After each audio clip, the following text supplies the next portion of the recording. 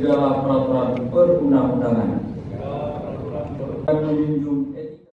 Setelah mendapatkan persetujuan dari Menteri Dalam Negeri Tito Karnavian dalam hal pemberhentian dan pengangkatan pejabat eselon 2 di lingkungan pemerintahan Aceh, 7 orang pejabat pimpinan tinggi Pratama pada pemerintah Aceh dilantik pada Selasa siang di Anjungan Monmata, Banda Aceh. Pelantikan tersebut dilakukan oleh PJ Sekretaris Daerah Aceh Azwardi. 7 pejabat yang dirotasi yakni Al-Hudri dilantik sebagai staf ahli gubernur bidang keistimewaan Aceh, sumber daya manusia dan hubungan kerjasama yang dulunya menjabat sebagai Kepala Dinas Pendidikan Aceh. Selanjutnya Darmansyah, Kepala Sekretariat Majelis Adat Aceh, kini menjabat sebagai Kepala Sekretariat Badan Reintegrasi Aceh. Muhammad Iswanto kini menjabat sebagai Kepala Dinas Penanaman Modal dan Pelayanan Terpadu 1 Pintu Aceh yang sebelumnya menjabat sebagai Kepala Biro Administrasi, Pimpinan Sekretariat Daerah Aceh dan PJ Bupati Aceh Besar. Syukri dari Kepala Sekretariat Badan Reintegrasi Aceh dimutasi ke Kepala Sekretariat Majelis Adat Aceh. T. Aznal Zahri dilantik sebagai Kepala Dinas Pemberdayaan Masyarakat dan Gampong Aceh, sebelumnya sebagai Kepala Biro Pengadaan Barang dan Jasa Setda Aceh. Martunis, Kepala Dinas Penanaman Modal dan Pelayanan Terpadu 1 Pintu, kini dilantik sebagai Kepala Dinas Pendidikan Aceh. Kemudian Zulkifli, dari Kepala Dinas Pemberdayaan Masyarakat dan Gampong, kini menjabat sebagai Asisten Perekonomian dan Pembangunan Setda Aceh. Asisten Administrasi Umum Setda Aceh, Iskandar, usai pelantikan mengatakan, rotasi pejabat ini merupakan penyegaran di tingkat pemerintahan Aceh. Diharapkan pejabat yang baru dilantik dapat bekerja maksimal ke depan. Penyegaran, di mana ketentuan juga memperkenankan untuk kita melakukan rotasi-rotasi di atas bilangan waktu tertentu. Tujuannya adalah menyegarkan. Dan kami yakin bapak-bapak yang sekarang dilantik adalah orang-orang yang sudah piawai dalam jabatan lama sebelumnya yang akan memberikan kontribusi kepada organisasi kita di jabatan yang baru.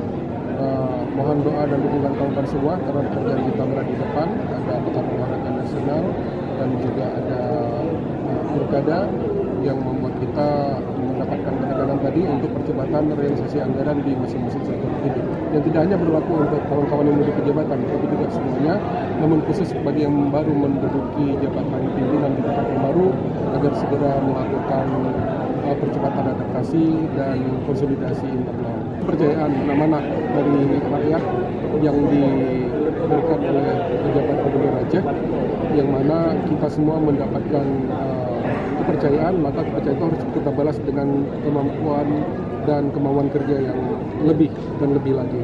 Harapannya adalah kita bisa membuktikan bahwa kita memang pantas diberikan amanah ini.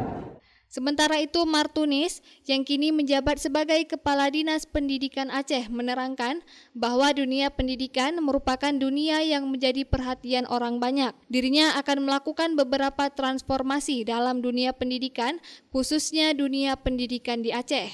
Pendidikan jadi perhatian semua orang. Kita dan anak kita masa depan Aceh. Yang jelas kanun kita amanatkan ada transformasi di pendidikan. Peserta didik kita tuh ada 8 kriteria 4 tahun. Tentunya transformasi ini juga harus diikuti dengan beberapa transformasi yang kecil. Dimana saya mengidentifikasi ada 2 transformasi yang perlu dilakukan. Yang pertama adalah transformasi tata kelola, yang kedua transformasi pembelajaran atau learning transformation. Kedua ini kalau lebih pada membuat institusi kita punya integritas, transparan, minim korupsi dan sebagainya, meritokrasi. Dan transformasi pembelajaran ini bagaimana membuat pembelajarannya efektif sehingga ada terjadi peningkatan kualitas sumber daya manusia dari peserta didik. Jadi minimal dua transformasi itu yang jadi agenda besar daripada kita. Nah tentunya ini juga perlu kita konsultasikan dengan beberapa komunitas, perguruan tinggi, LSM, pengamat pendidikan, pers, dan sebagainya.